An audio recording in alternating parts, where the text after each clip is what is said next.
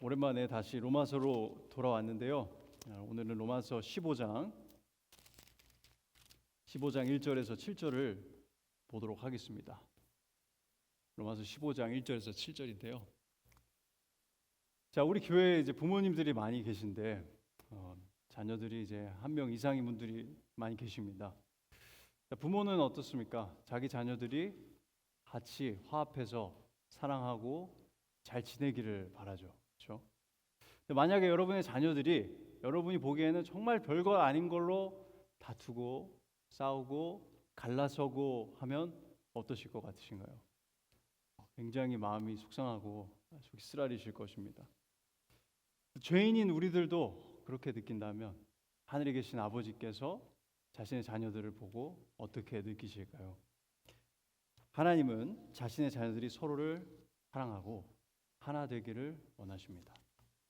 물론 하나님은 우리가 거짓된 가르침이나 죄악된 삶을 살 때에는 서로 사랑으로 진리를 말하며 서로를 세워가시기를 원하십니다. 그러나 별것 아닌 일들로 결국 영원한 삶에 영향을 미치지 않을 일들로 나누어지고 다투는 것을 원하시지 않습니다. 이런 하나님의 마음이 지금까지 공부한 로마서 14장의 1절에서부터 오늘 공부할 15장의 말씀에 고스란히 드러나 있습니다. 하나님은 우리의 연합을 원하십니다. 우리의 다름에도 불구하고 연합을 원하십니다. 하나님은 우리가 한 마음이 되고 한 뜻을 가지고 살아가며 하나님께 함께 영광을 돌리기를 원하십니다. 이렇게 하나님이 자신의 자녀들의 연합을 원하신다는 것은 성경 전반에 걸쳐서 나와 있습니다. 하나님은요, 이스라엘의 12지파가 다 하나가 되고 서로 분열하지 않고 연합하기를 진심으로 원하셨고, 또 신약 시대에는 그리스도인인 유대인 그리스도인과 이방인 그리스도인이 하나 되기를 원하셨습니다. 그리고 동일하게 우리 교회에서도 우리 모두가 하나 되기를 하나님 원하시는 것입니다.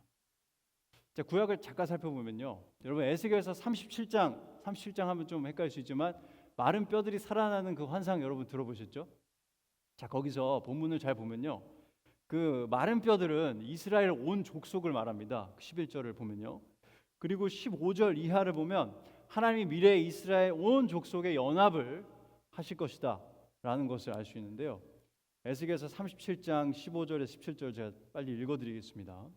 여호와의 말씀이 또 내게 임하여 이르시되, 인자야, 너는 막대기 하나를 가져다가 그 위에 유다와 그 짝 이스라엘 자손이라 쓰고, 또 다른 막대기 하나를 가지고 그 위에 에브라임의 막대기 곧 요셉과 그 짝 이스라엘 온 족속이라 쓰고, 그 막대기들을 서로 합하여 하나가 되게 하라. 내 손에서 둘이 하나가 되리라. 자, 하나님은 이스라엘의 모든 백성들이 하나 되길 원하셨고 지금도 원하고 계십니다. 바로 하나님과 그분의 말씀으로 인해서 하나 되기를 원하시는 것입니다. 그리고 미래의 하나님은 온 이스라엘을 모으시고 예수 그리스도께서 임금이 되셔서 다스리시는 나라를 세우실 것입니다. 그렇게 약속하셨습니다. 이렇게 자신의 백성, 자신의 자녀들의 연합을 원하는 것은 신약 시대에는 그 범위가 더욱 넓어집니다. 에베소서 2장 13절 16절을 잠깐 보면요, 이제는 전에 멀리 있던 너희가 그리스도 예수 안에서 그리스도의 피로 가까워졌느니라. 그는 우리의 화평이신지라 둘로 하나를 만드사 원수된 것 곧 중간에 막힌 담을 자기 육체로 허시고 법조문으로 된 계명의 율법을 폐하셨으니 이는 이 둘로 자기 안에서 한 새 사람을 지어 화평하게 하시고 또 십자가로 이 둘을 한 몸으로 하나님과 화목하게 하려 하심이라. 원수된 것을 십자가로 소멸하시고. 자, 예수님은 이방인과 유대인의 담을 하셨습니다. 그리고 둘을 십자가의 그 대속의 죽음을 통해서 하나로 만드셨습니다. 그리고 하나님은 하나된 우리가 계속 화목하고 연합하여 살아가길 원하십니다. 로마서 12장 16절 이렇게 말하죠. 서로 마음을 같이하여 높은 데 마음을 두지 말고 도리어 낮은 데 처하며 스스로 지혜 있는 체하지 말라. 에베소서 4장 1절 3절도 그러므로 주 안에서 갇힌 내가 너희를 권하노니 너희가 부르심을 받은 일에 합당하게 행하여 모든 겸손과 온유로 하고 오래 참음으로 사랑 가운데서 서로 용납하고 평안에 매는 줄로 성령이 하나 되게 하신 것을 힘써 지키라. 그리고 그것은 예수님의 간절한 바람이기도 합니다. 요한복음 17장 21절에서 23절에서 이렇게 말하죠. 아버지요, 아버지께서 내 안에, 내가 아버지 안에 있는 것 같이 그들도 다 하나가 되어 우리 안에 있게 하사 세상으로 아버지께서 나를 보내신 것을 믿게 하옵소서. 내게 주신 영광을 내가 그들에게 주었사오니 이는 우리가 하나가 된 것 같이 그들도 하나가 되게 하려 함이니이다. 곧 내가 그들 안에 있고 아버지께서 내 안에 계시어 그들로 온전함을 이루어 하나가 되게 하려 함은 아버지께서 나를 보내신 것과 또 나를 사랑하심 같이 그들도 사랑하신 것을 세상으로 알게 하려 함이로소이다. 삼위일체 하나님의 새 위격은요, 완벽한 화합을 이룹니다. 진정한 연합이 있습니다. 그리고 그런 완벽한 정도는 아니더라도 우리가 한 교회 안에서 연합하기를 원하는 것이 바로 우리 주님의 마음입니다. 물론 이것은 진리를 타협하면서 모든 교회가 하나 되어야 된다라는 그런 에큐메니컬한 운동과는 거리가 있습니다. 저희가 말하는 차이는 그런 본질적인 차이를 말하는 것이 아니라 2차적이고 비본질적인 문제에 대한 차이를 말하는 것입니다. 교회가 연합하여 서로 사랑하는 모습은요, 세상이 보고 하나님께 살아계신다는 것을 믿게 하는 방법 중에 하나입니다. 세상은요, 연합이 아니라 분열과 다툼으로 특징 지어지기 때문입니다. 나와 다르고 나와 반대하면 적이 되고 싸우는 것이 일반적인 세상의 법칙입니다. 그것이 우리에게 굉장히 자연스러운 일입니다.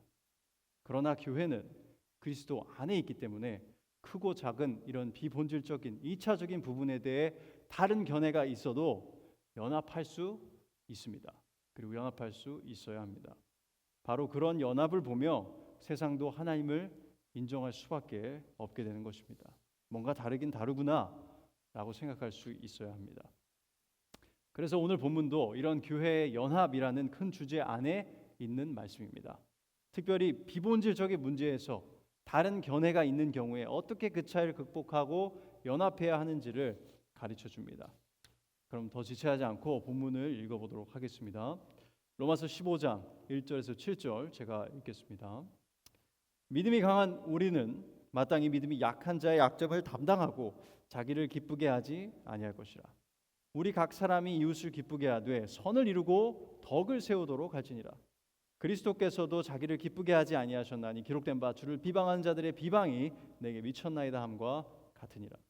무엇이든지 전에 기록된 바는 우리의 교훈을 위하여 기록된 것이니 우리로 하여금 인내로 또는 성경의 위로로 소망을 가지게 함이니라. 이제 인내와 위로의 하나님이 너희로 그리스도 예수를 본받아 서로 뜻이 같게 하여 주사 한 마음과 한 입으로 하나님 곧 우리 주 예수 그리스도의 아버지께 영광을 돌리게 하려 하노라. 그러므로 그리스도께서 우리를 받아 하나님께 영광을 돌리심과 같이 너희도 서로 받으라. 아멘. 자, 먼저 첫 번째 1절과 2절에서 우리는 바울의 명령을 보게 됩니다.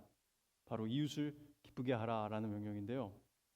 지금까지 14장의 내용을 요약하면 믿음이 강한 자가 믿음이 연약한 자를 어떻게 대해야 하는지를 두 가지로 말할 수 있는데요. 먼저는 믿음이 연약한 자를 비판하지 말고 비방하지 말고 형제 자매로 그대로 받아주는 것입니다. 두 번째는 믿음이 연약한 자를 배려하여서 나의 자유를 제한하는 것입니다. 그리고 오늘 우리가 보는 세 번째 명령은요, 믿음이 연약한 자의 연약함을 대신 져줌으로써 그를 기쁘게 하라는 것입니다.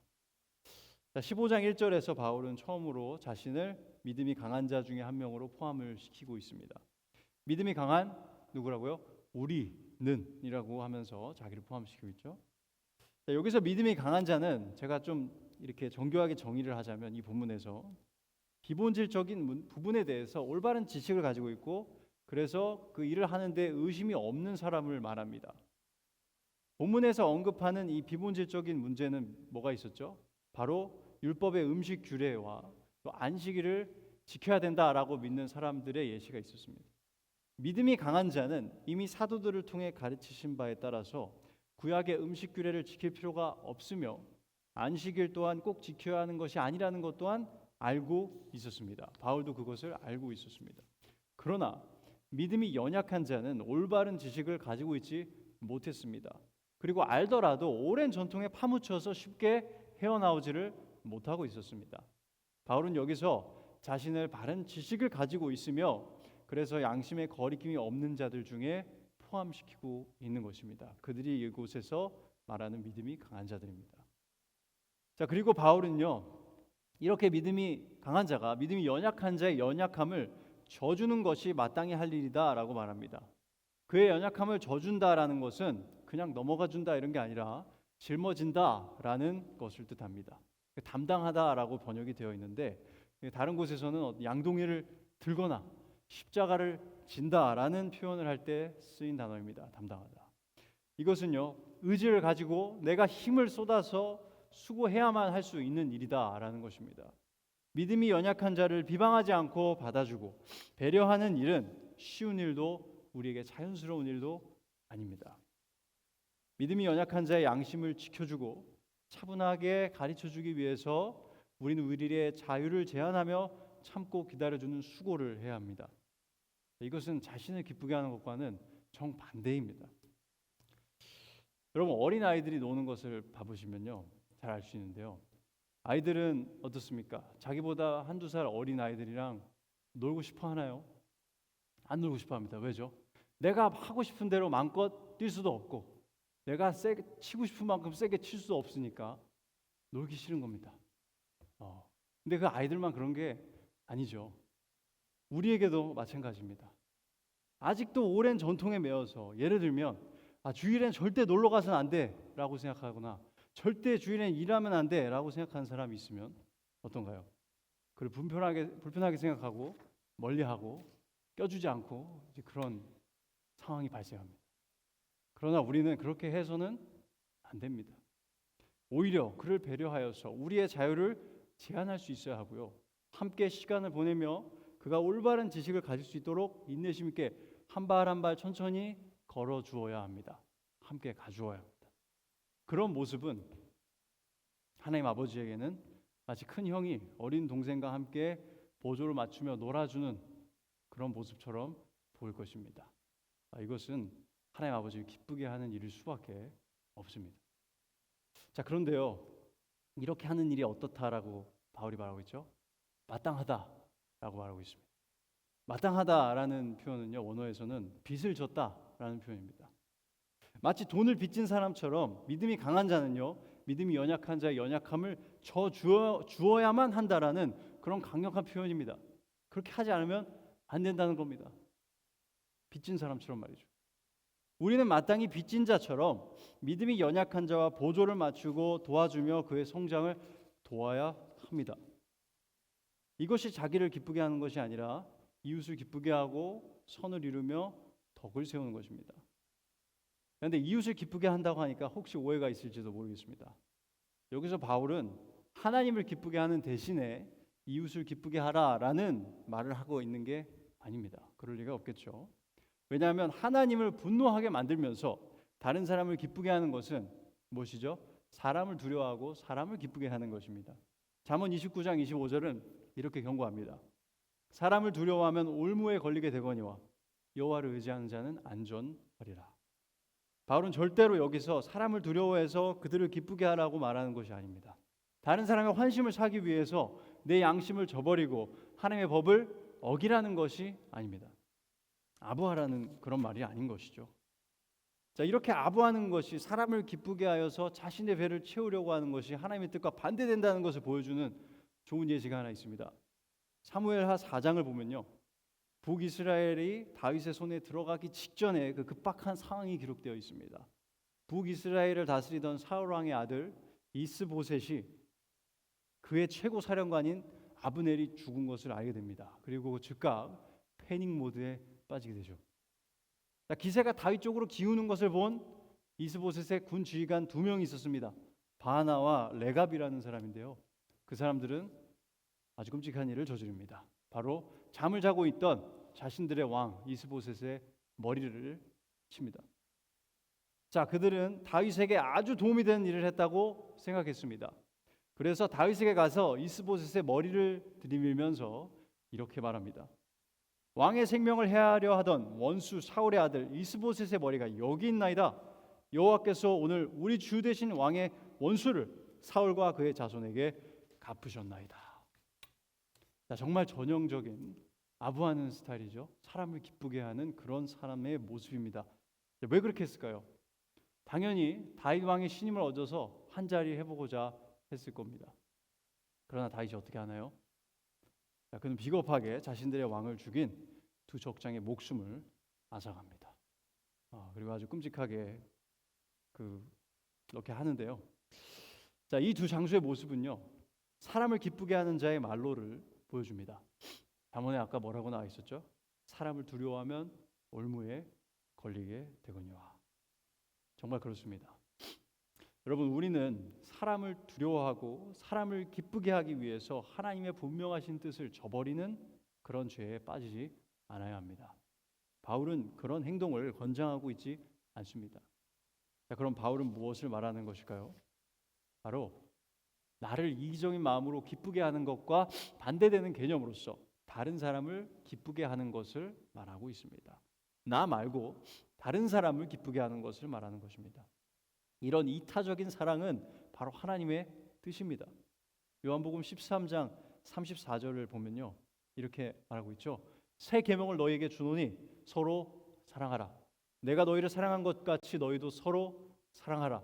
예수님께서 우리를 사랑한 것처럼 서로 사랑하라라는 것이 하나님의 분명한 명시된 뜻입니다. 내가 아닌 남을 사랑하는 것, 그것은 바로 하나님의 뜻입니다. 그러니 오늘 본문에서 이웃을 기쁘게 하되라고 말한 뒤에 뭐라고 덧붙이죠? 선을 이루고 덕을 세우도록 할지니라 라고 말하고 있습니다. 자, 그래서 여기서 이웃을 기쁘게 하라는 것은 믿음이 연약한 자를 기쁘게 하라라는 뜻입니다. 다르게 말하면 믿음이 연약한 자에게 선을 행하고 그를 세워주라, 그런 뜻입니다. 그래서 세워주다라는 표현은요, 건물을 이렇게 세운다라는 뜻을 가졌습니다. 그래서 서로 덕을 세우라라는 것은 건물을 세우듯이 섬세하고 인내심 있게 서로를 이렇게 세워주어야 한다라는 뜻입니다. 아직 오랜 전통에 매여 있더라도 인내심을 가지고 섬세하게 그러나 확고하게 가르치고 인도해 주라라는 뜻이죠. 그것이 결국 믿음이 연약한 자를 기쁘게 하는 일입니다. 나를 기쁘게 하는 것은 뭐죠? 그냥 내 자유를 마음껏 누리는 것입니다.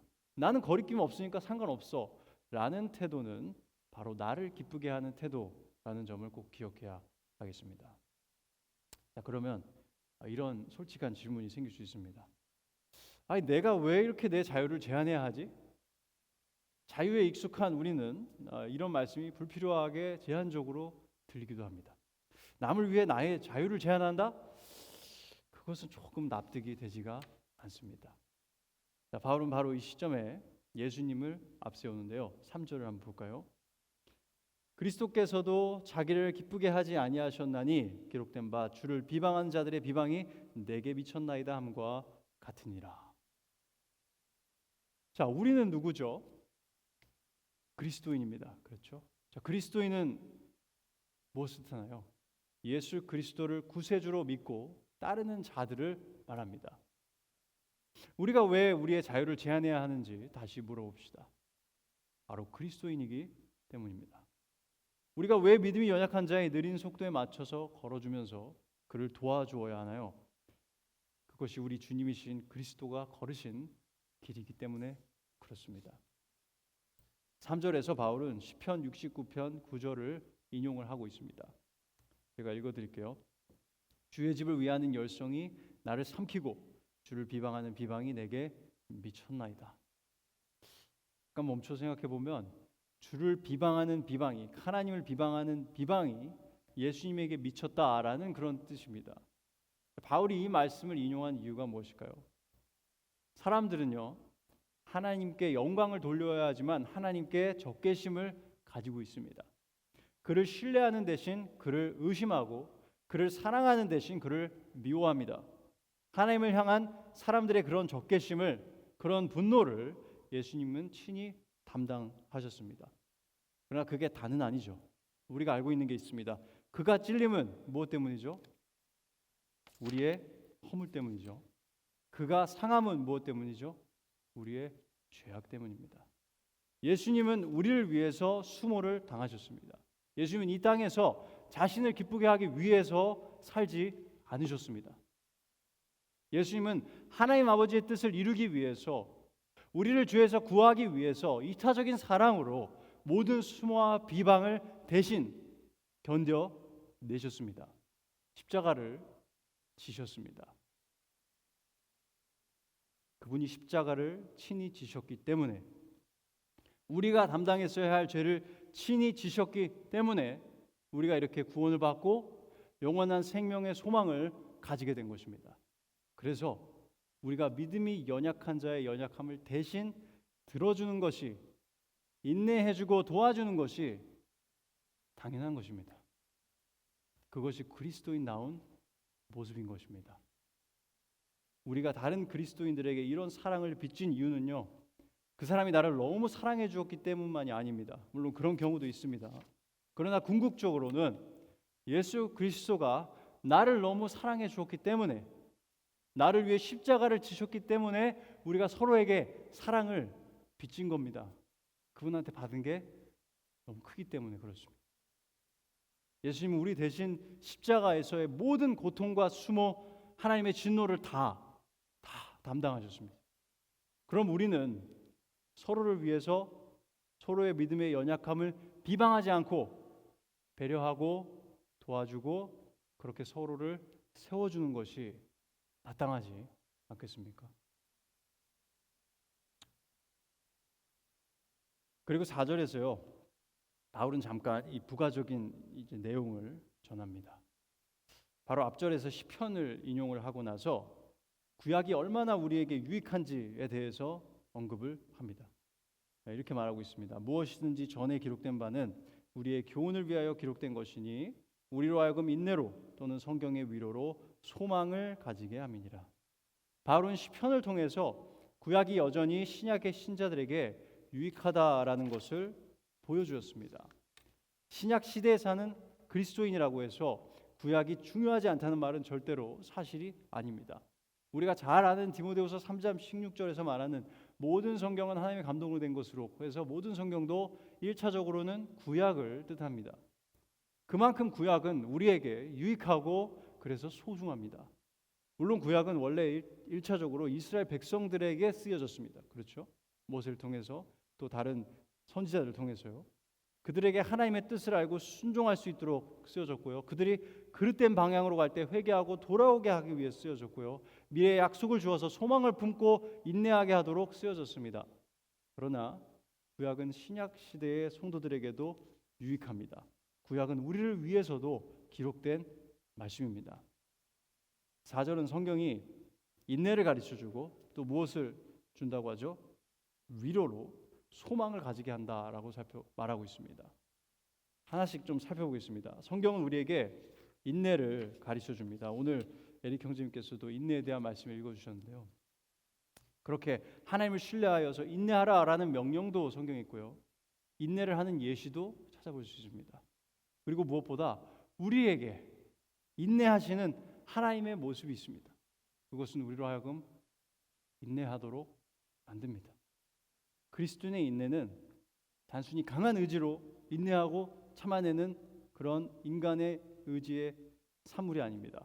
성경에 가르치는 인내는요, 항상 하나님을 신뢰하는 그 믿음에서부터 기인합니다. 하나님을 신뢰하기 때문에 우리는 인내하며 하나님의 말씀을 따를 수 있습니다. 자, 성경에서 우리는 인내의 예시들을 볼 수 있는데요. 대표적으로 요셉을 생각해 볼 수 있습니다. 형제들의 시기심으로 이집트의 노예로 팔려간 요셉은요, 낙담하지 않고 열심히 살아가며 인내했습니다. 보디발의 아내가 유혹할 때에도 그는 하나님을 두려워하여서 그 자리를 떠났고 그로 인해 감옥에 갇히게 되죠. 그러나 감옥에서도 그는 인내하며 하나님의 때를 기다리며 최선을 다해서 살았습니다. 그리고 결국 그는 이집트의 총리가 되어서 그의 형제와 아버지가 흉년을 살아남게 하는 아주 중요한 역할을 하게 됩니다. 우리는 그의 삶을 보면서 그가 하나님을 신뢰하며 인내한 모습을 보면서 이렇게 인내해야 되는구나 라는 것을 배웁니다. 그러나 이런 요셉의 인내보다도요, 우리를 더 겸허하게 만들고 인내하게 만드는 것은 하나님의 끝없는 인내입니다. 하나님은 아담과 하와가 원죄를 지은 그 순간부터 인류에게 인내하셨습니다. 아담과 하와의 목숨을 바로 앗아갔어야 하지만 그렇게 안 하시고 충분한 시간을 두어서 자녀들을 낳을 수 있도록 하셨습니다. 그리고 그들에게 훗날 뱀의 머리, 즉 사단을 이길 자녀를 주실 것 또한 약속하셨습니다. 하나님은 이스라엘의 죄악에도 계속해서 인내하셨습니다. 모세를 따라 이집트를 떠나 이스라엘 백성들을 어떻게 했습니까? 계속 불평하고 원망했지만 하나님은 그들을 멸망시키지 않으셨습니다. 결국 그들을 약속의 땅으로 인도하시죠. 그 후에도 어떻게 합니까? 이스라엘 백성은 계속해서 우상 숭배를 하며 점점 죄악된 길로 내리닫습니다. 그럼에도 불구하고 그들이 부르짖으면 사사를 보내주셔서 그들을 구해주시고, 후에는 이스라엘 왕들이 죄악된 길로 나라를 끌고 가도 누굴 보내주십니까? 계속해서 선지자들 보내주셔서 그들을 돌이키기 위해서 온 힘을 다하십니다. 그럼에도 끝까지 하나님을 저버리고 죄악된 길로 가는 이스라엘을 하나님은 그 땅에서 망명시키십니다. 그러나 이 또한 그들을 완전히 저버리신 행동이 아니었습니다. 어떻게 하셨죠? 하나님은 다시 이스라엘 백성들이 그들의 땅으로 돌아와서 이스라엘을 재건하게 하셨습니다. 그리고 하나님은 언젠가 이스라엘 사람들에게 새 마음을 주셔서 그들이 하나님을 온전히 사랑하고 섬기도록 하실 것이란 새 언약의 약속 또한 주셨습니다. 그리고 하나님은 기어코 그분의 아들을 보내주셔서 십자가에서 죄인들의 죄값을 대신 치르게 하십니다. 그래서 그분으로 인해서 누구든지 믿는 자는 죄사함을 받고 유대인이든 이방인이든 구원을 받아서 하나님의 자녀가 되는 권세를 주신 것입니다. 하나님은 이미 한참 오래전에 끝냈어야 했을 우리 인류를요, 인내하시고 또 인내하셔서 기어코 구원의 길로, 영원한 삶의 길로, 하나님과의 화평의 길로 인도하신 것입니다. 그런 하나님의 말씀이기에 우리는 하나님의 말씀을 신뢰할 수 있습니다. 그렇기 때문에 우리가 인내할 수 있는 것입니다. 성경은 우리에게 인내를 이렇게 가르쳐 줍니다. 그리고 인내를 키워줍니다. 인내뿐만이 아니죠. 성경은 우리에게 위로도 줍니다.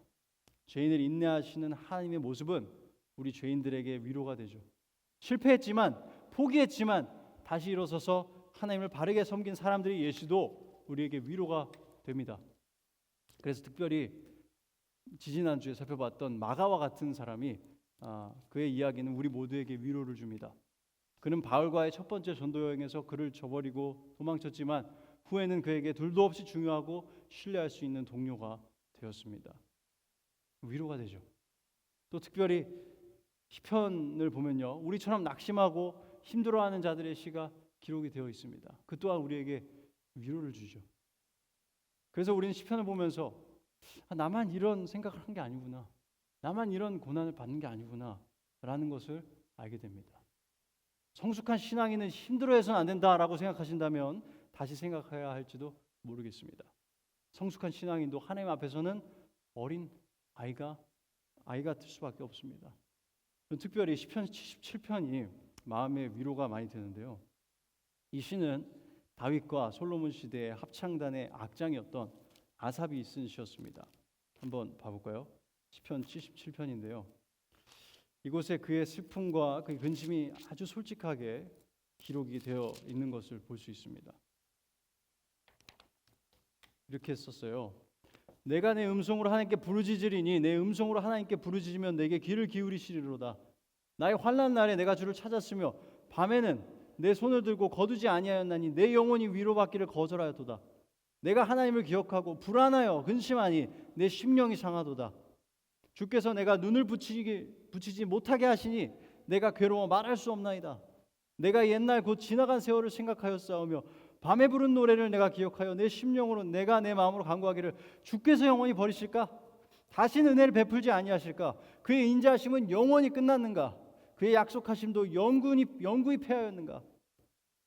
하나님이 그가 베푸실 은혜를 잊으셨는가? 노하심으로 그가 베푸실 긍휼을 그치셨는가 하였나이다. 얼핏 들으면 하나님을 의심하고 그분을 신뢰하지 못하는 사람의 모습을 들립니다. 그런 순간이 아삽에게도 있었던 것입니다. 그러나 곧 그는 그의 마음을 돌이키죠. 다시 하나님의 강하신 그 오른팔을 기억하며 자신의 의심을 나무라는 것을 볼 수 있습니다. 10절에서 이렇게 말하죠. 또 내가 말하기를 이는 나의 잘못이라. 하나님이 아니라 나의 잘못이라 지존자의 오른손에 해 곧 여호와의 일들을 기억하며 주께서 옛적에 행하신 기이한 일을 기억하리이다. 자, 이렇게 성경은요 우리에게 위로를 줍니다. 우리처럼 어려움을 겪었던 사람의 시를 보면 또 위로가 됩니다. 자, 그리고 성경이 우리에게 가르쳐주는 인내와 위로와 격려는요 우리 안에 참된 소망이 싹트고 자라나게 합니다. 여러분, 성경 없이 구원에 대해서 알 수 있나요? 성경 없이 하나님의 인자하심과 선하심을 알 수 있나요? 성경 없이 하나님이 얼마나 신실하신 분인지 알 수 있나요? 성경 없이 하나님의 약속을 우리가 알 수 있나요? 없습니다. 그렇기 때문에 성경은 우리에게 참된 소망, 영원한 소망을 가지게 하는 유일한 책입니다. 자, 이것이 바울이 우리에게 또 알려주고 싶었던 부분입니다. 자, 이제 5절과 6절을 볼 텐데요. 이 두 절은 바울의 기도를 담고 있다라고 볼 수 있습니다. 바울은 이 기도에서 다시 연합의 주제로 이렇게 돌아옵니다. 한번 읽게요. 이제 인내와 위로의 하나님이 너희로 예수 그리스도를 본받아 서로 뜻이 같게 하여 주사 한 마음과 한 입으로 하나님 곧 우리 주 예수 그리스도의 아버지께 영광을 돌리게 하려 하노라. 자, 성경이 인내와 위로를 주는 것은 왜 그렇습니까? 그 저자이신 하나님이 인내와 위로의 하나님이시기 때문에 그렇습니다. 근데 여기서 중요한 것이 있습니다. 그것은 바로 바울이 무엇을 위해서 기도하고 있는 것이죠? 연합을 위해서 기도하고 있는 점입니다. 이것은 우리에게 아주 중요한 점을 하나 시사해 줍니다. 교회의 연합, 우리의 연합은요 하나님에게 매우 소중합니다. 그리고 우리는 연합을 위해 부단히 노력해야 합니다. 그러나 우리의 연합은 하나님의 도우심 없이 이룰 수 있는 것이 아닙니다. 그것은 하나님이 선물해 주셔야 하는 일입니다. 우리의 노력만으로 할 수 있는 일이 아닙니다. 그만큼 우리 죄인들이 모여서 연합을 이루는 일은 어렵습니다. 아니면 어쩌면 불가능할지도 모릅니다.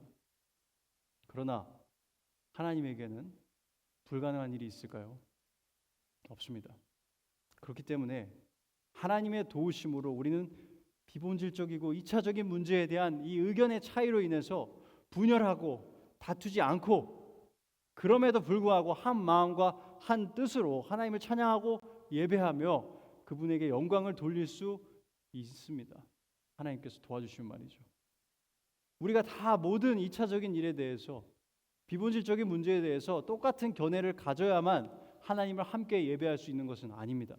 현실적으로 그것은 거의 불가능합니다. 성경이 분명히 명시하지 않은 부분에 대해서 우리 모두가 한 가지 의견을 가지는 것은 불가능합니다.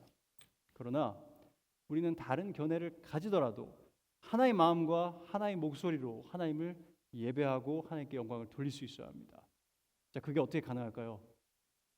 바로 예수 그리스도에게 집중함으로만 가능합니다. 그 작은 차이에 집중하면 그것이 가능하지 않습니다. 그분의 분명한 가르침에 우리가 집중하고 분명하지 않은 부분에는 적절한 정도의 자유를 인정함으로써 우리가 하나 될 수 있습니다. 서로에게 무한한 인내와 사랑을 줌으로써 가능하고요. 평안의 매는 줄로 우리가 함께 묶일 때 가능합니다. 7절에서 바울은 다시 한번 핵심을 짚습니다. 그러므로 그리스도께서 우리를 받아 하나님께 영광을 돌리심과 같이 너희도 서로 받으라. 우리는 믿음이 약한 자든 믿음이 강한 자든 서로를 받아주어야 합니다. 그리고 사랑과 인내로 서로를 세워주어야 합니다. 그것이 예수님의 본을 따르는 길이고 그것이 하나님 아버지께 영광이 되기 때문에 그렇습니다. 다시 한번 말씀드리지만 이렇게 하는 것은요 우리에게 전혀 자연스러운 일이 아닙니다. 제가 로마서 12장부터 지금 설교를 쭉 해왔는데요, 제가 계속 드린 말씀이 이겁니다. 이건 우리에게 자연스러운 모습이 아니라는 겁니다. 자연스럽지 않습니다. 우리가 계속해서 기도해야 하고요, 노력해야만 우리가 할 수 있는 일입니다. 그래서 우리는 항상 교회 연합을 위해서 기도해야 합니다. 우리가 자신의 자유를 다른 사람의 유익을 위해 절제할 수 있는 그런 신앙이 되게 해달라고 우리는 기도해야 합니다. 그래야만 교회 안에 연합이 있을 수 있습니다. 작은 일로 계속 문제를 삼고 다투기 시작하면 교회에는 연합이 있을 수가 없습니다. 자, 여기까지 해서 로마서 15장 1절에 7절에 대한 강해는 마치도록 하겠습니다.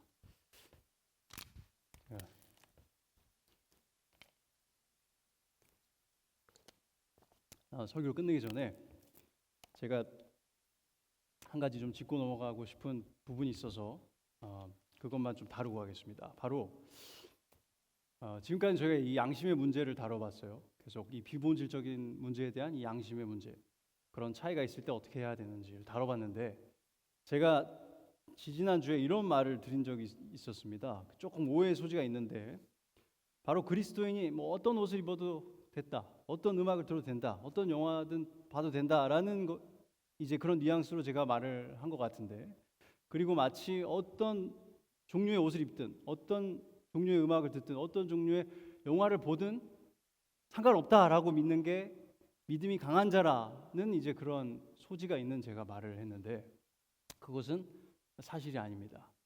그래서 이 부분을 좀 명확하게 짚고 가도록 하겠습니다. 우리가 양심의 문제가 있고요, 분별의 문제, 또 분별의 문제는 이 거룩의 문제가 또 있습니다. 자, 이 질문 하나 던져보겠습니다. 그리스도인은 아무 옷이나 입고 아무 영화나 봐도 괜찮을까요? 고개를 좀 저으시는 분도 있는데, 자, 이것은 우리의 구원과 관련이 없지 않습니까? 그러면 뭐든지 해도 되지 않을까요? 이렇게 또 생각할 수 있습니다.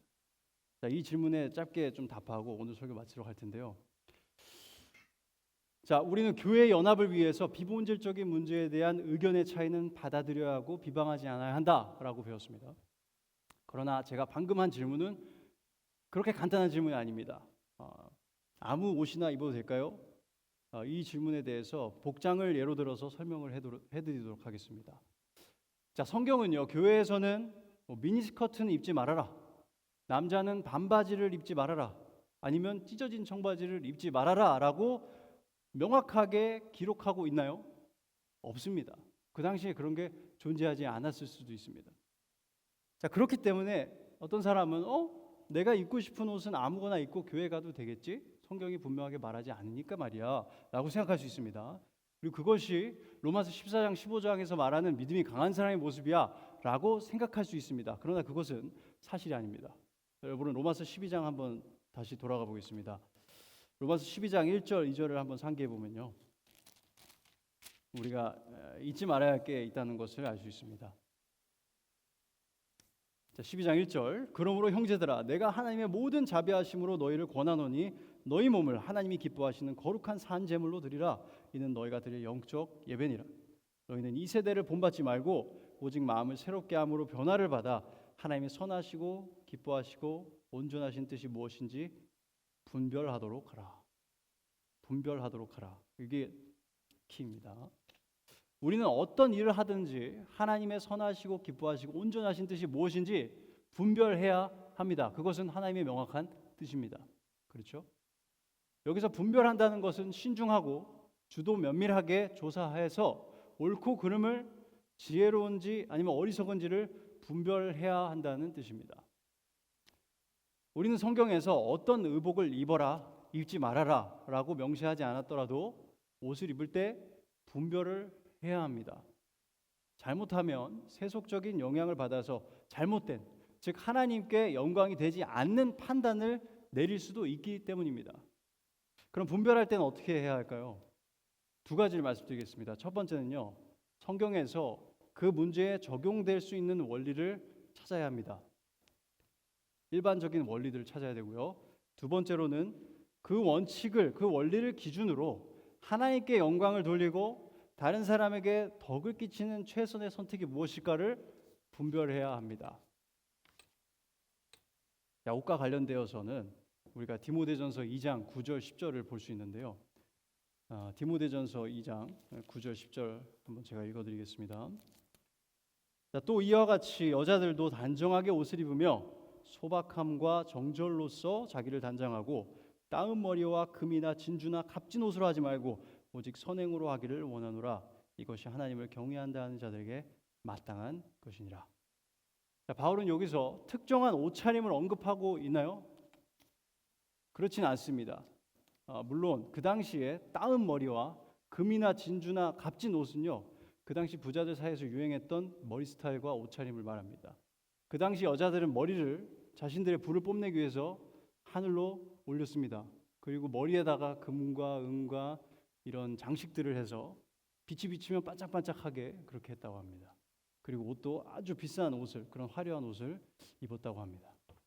자, 그러나 바울이 여기서 강조한 부분은요, 그리스도인 여성은 소박함과 정절로 자기를 단장해야 한다라는 원리입니다. 물론 이것은 우리 그리스도인 남성들에게도 당연히 적용될 수밖에 없는 부분입니다. 자, 소박함과 정절이 무엇이냐, 이게 중요한데요. 소박함으로 번역된 단어는 영어로는 modesty로 번역이 됩니다. 이 단어는 부적절하거나 품위에 어긋나지 않는 복장을 입는 것을 말합니다. 정절로 번역된 단어는 또 유사한 뜻인데, 스스로 적절한 판단을 해서 good judgment, 적절한 판단을 해서 선택하여서 입는 것을 뜻합니다. 물론 이 두 단어는요, 그럼 미니스커트는 돼요? 찢어진 청바지는 돼요? 라는 질문에 직접적으로 답해주지 않습니다. 그러나 무엇이 적절할지 스스로 판단하여서 옷을 정하고 입어야 한다라는 원리를 가르쳐줍니다. 그래서 그리스도인은 입을 옷을 선택할 때 무엇이 함께 모여 예배를 드릴 때 적절한 옷일까를 스스로 판단하고 분별해야 합니다. 근데 여기서 중요한 점이 있습니다. 자, 여기까지는 분별의 문제예요. 그래서 이 분별을 했다면 하나님 말씀에 순종을 한 것입니다. 그런데 각 사람마다 그 분별의 결론이 다를 수 있을까요? 다 똑같을까요? 다를 수 있습니다. 자, 어떤 사람은 미니스커트는 절대 안 돼, 죽어도 안 돼 라고 판단할 수도 있고, 또 다른 사람은 찢어진 청바지 조금 찢어진 거 괜찮아 라고 판단할 수도 있습니다. 또 다른 사람은 또 다르게 판단할 수 있고요. 이렇게 판단이 다를 때에는, 각자 분별은 했는데 판단이 다를 때에는, 그때에는 우리가 로마서 14장에서 15장의 가르침을 적용할 수 있는 것입니다. 비본질적인 문제에 대한 의견의 차이이기 때문에 서로를 먼저 받아주고 용납하고 배려하면서 인내심을 가지고 서로를 세워주어야 합니다. 만약에 그 사람이 죄악된 의도를 가지고 있다는 게 분명하게 드러나지 않는다면 말이죠. 그러나 그렇다고 해서 우리가 그냥 무분별하게 아무거나 입거나 아무거나 듣거나 아무거나 보아도 된다는 것은 절대로 아닙니다. 우리는 모든 일을 할 때 분별해야 됩니다. 그래서 성숙한 신앙인은요, 이 분별력이 성장한 사람입니다. 히브리서 5장 14절은 이 부분에 대해서 말하는데요. 단단한 음식은 장성한 자의 것이니 그들은 지각을 사용함으로 연단을 받아 선악을 분별하는 자들이니라. 성숙한 신앙인은요, 하나님의 말씀을 기준으로 모든 삶의 부분에서 분별을 할 줄 아는 사람입니다.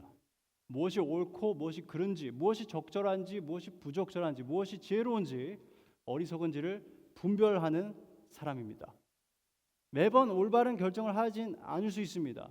그러나 그들은 절대로 뭐든지 무분별적으로 소비하거나 사용하거나 선택하지 않습니다. 그러나 각자 분별을 했는데 그 결론이 다를 수 있습니다. 다를 때 내 결론을 다른 사람한테 푸시하면 그게 뭐가 되는 거죠? 그게 이제 율법주의적인 문화가 형성이 되는 겁니다. 그래서 우리는 각자 먼저 분별하는 게 중요합니다.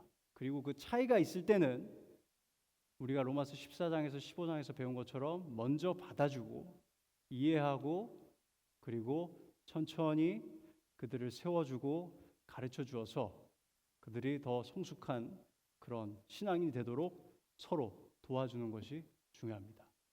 자, 물론 이것은 정말로 어려운 일입니다. 그리고 굉장히 복잡합니다.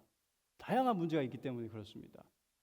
그래서 지혜가 없는 자는 뭘 하라고 하나님 말씀하셨죠? 야고보서 아마 1장 5절일 겁니다. 지혜가 없는 자는 하나님께 지혜를 구하라. 그래서 우리는 매번 그런 지혜를 구하면서 분별하고 우리가 서로 사랑하고 인내하고 세워주어야 합니다. 자, 혹시 질문 있으시다면 따로 이렇게 해주시면 제가 같이 대답을 좀 하도록 하겠습니다. 인내와 위로의 하나님이 우리로 그리스도 예수를 본받아서 서로 뜻이 같게 하여 주시기를, 그래서 우리가 한 마음과 한 뜻으로 하나님을 찬양하고 하나님께 영광을 돌리게 되기를 기도합니다. 기도하겠습니다. 하나님 감사합니다. 저희들에게 하나님의 분명하신 말씀을 주셔서 저희들이 그리스도인으로서 살아갈 때 필요한 모든 것을 주셔서 감사합니다. 하나님, 저희들이 때때로 이해가 부족하여서 그릇된 선택을 할 때도 있고 지혜롭지 못한 선택을 할 때도 있지만 언제나 다시 하나님 말씀으로 돌아가고 하나님께 지혜를 구하면서 우리가 이 땅에서 교인으로서 함께 살아갈 때 화합하고 화목하고 하나 되어서 한 목소리와 한 마음으로 하나님을 예배하고 하나님께 영광을 돌리는 우리들이 다 될 수 있도록 도와주시옵소서. 감사드리며 예수 그리스도의 이름으로 기도드렸습니다. 아멘.